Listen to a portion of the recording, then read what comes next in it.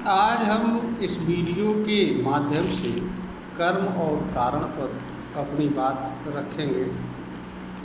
अनंत एवं प्रकृति में जो कुछ भी हो रहा है उन सब के पीछे कोई न कोई कारण है। बिना किसी कारण के कोई चीज़ नहीं होती है। कर्म भी अपने आप नहीं जन्म लेता है। हर कर्म के होने का कोई न कोई कारण होता है। मनुष्य जीवन में जितने भी कर्म करता है उन सभी के पीछे कोई न कोई कारण होता है।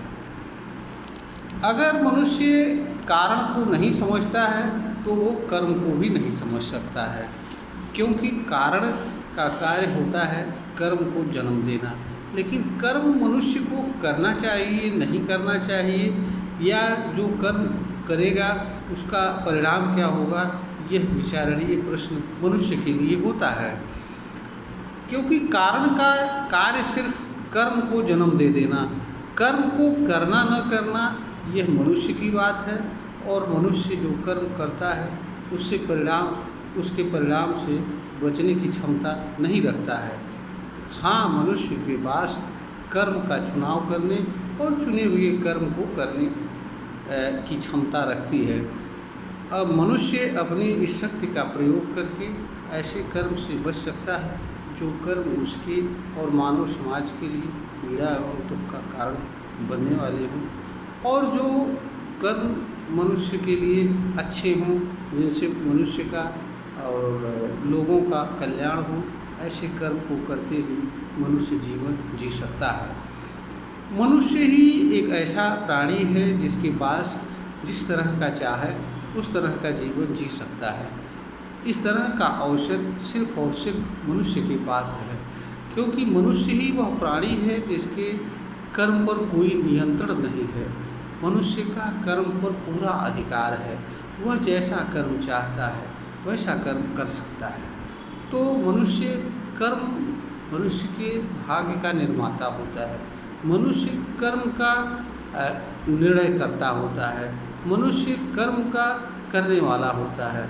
तो मनुष्य कर्म का निर्धारण करके कर्म को करते हुए कर्म के अनुसार फल प्राप्त करने की क्षमता रखता है, अपने भाग्य का निर्माण करने की क्षमता रखता है।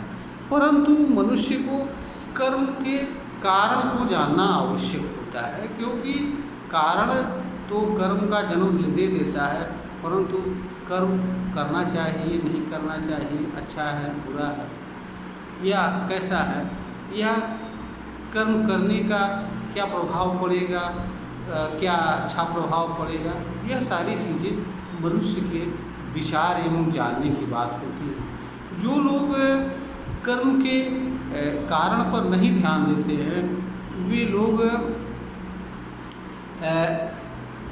कर्म का जन्म होते ही कर्म करने लगते हैं, और ऐसा करते करते फिर वो कर्म के जाल में उलझ जाते हैं, जिनसे निकलना उनके लिए मुश्किल होता है, और एक तरीके का वो कर्म का गुलामी करते हुए जीवन जीते हैं।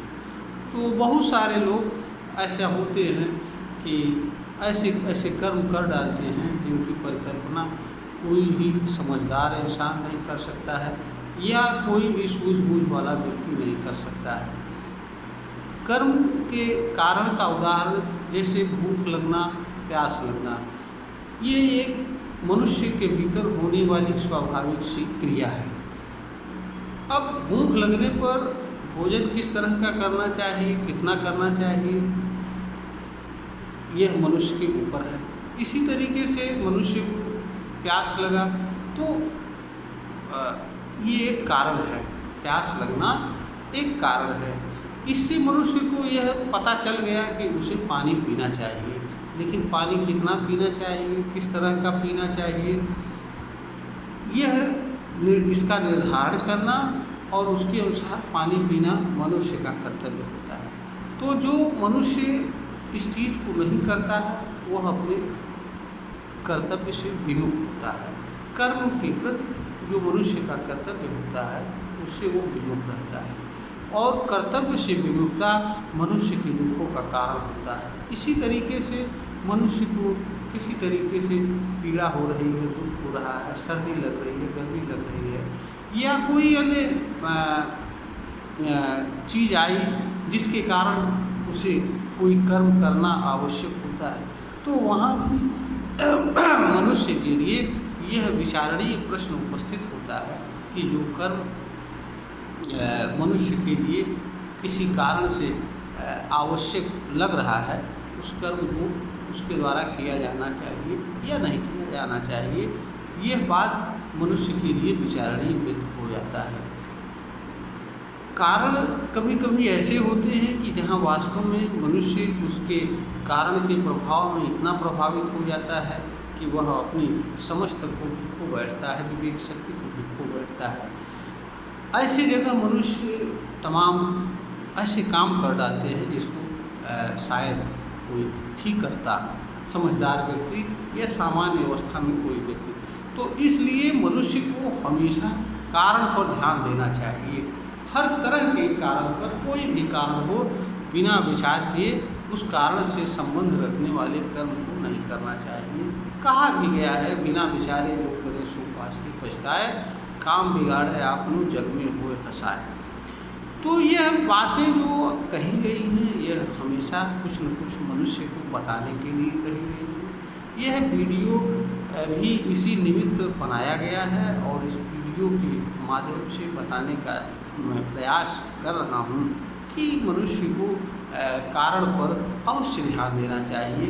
जब तक मनुष्य कर्म के कारण पर नहीं ध्यान देगा, तब तक मनुष्य कर्म को भी नहीं समझ पाएगा, क्योंकि कारण का काम कर्म को जन्म दे देना होता है, कर्म को आवश्यक बता देना होता है, परंतु वास्तव में कर्म का करने वाला और कर्म का परिणाम का भुगतने वाला तो मनुष्य होता है।